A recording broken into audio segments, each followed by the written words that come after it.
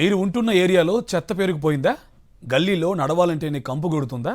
మీరుంటున్న వీధి చివరిలో రోడ్డుపైనే చెత్తను పడేస్తున్నారా? ఎన్నిసార్లు కంప్లైంట్ చేసినా రోడ్డు మీద ఉన్న డర్టీ పిక్చర్ మారడం లేదా? అయితే వీటన్నింటికి చెక్ పెడుతూ జీహెచ్ఎంసీ ఓ కార్యక్రమానికి శ్రీకారం చుట్టింది. ఆహ్లాదకర హైదరాబాద్ కోసం జీహెచ్ఎంసీ చేపట్టిన ఆ ప్రత్యేక కార్యక్రమం ఏంటో మీరే చూడండి.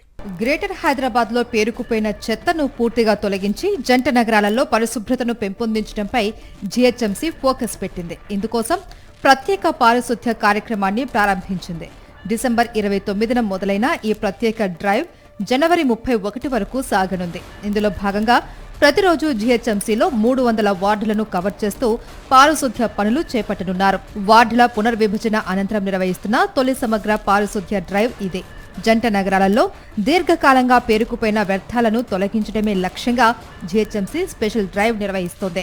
ఫుట్ఓవర్ బ్రిడ్జిల శుభ్రతతో ప్రారంభమైన ఈ కార్యక్రమం ఆ తర్వాత ఫ్లైఓవర్లు, రోడ్లకు ఇరువైపులు డివైడర్లు, కర్బ్ స్టోన్లు, చెరువులు, నాలాలు, ఫుట్పాత్లు, పార్కులు, నిర్మాణ వ్యర్థాల తొలగింపు, ట్రాన్స్ఫార్మర్లు, విద్యుత్ స్తంభాల వద్ద పేరుకుపోయిన చెత్త తొలగించనున్నారు. స్క్రాప్ వాహనాలు, పాడైపోయిన ప్రజా మరుగుదొడ్లు తొలగించనున్నారు.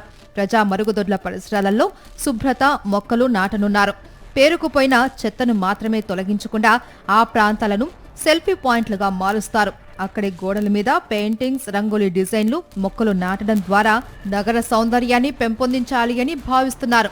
ఈ మెగా శానిటేషన్ డ్రైవ్ కార్యక్రమానికి ప్రజల భాగస్వామ్యం కీలకంగా భావించిన జీహెచ్ఎంసీ విస్తృత అవగాహన కార్యక్రమాలను చేపడుతోంది.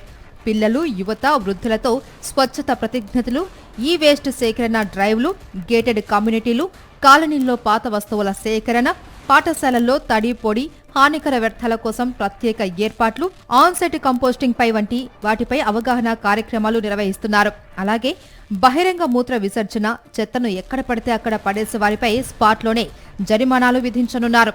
శానిటేషన్ డ్రైవ్ ను విజయవంతం చేయాలి అని కమిషనర్ ఆర్వి కర్ణన్, జోనల్ కమిషనర్లు, డిప్యూటీ కమిషనర్లకు ఇప్పటికే ఆదేశాలు జారీ చేశారు.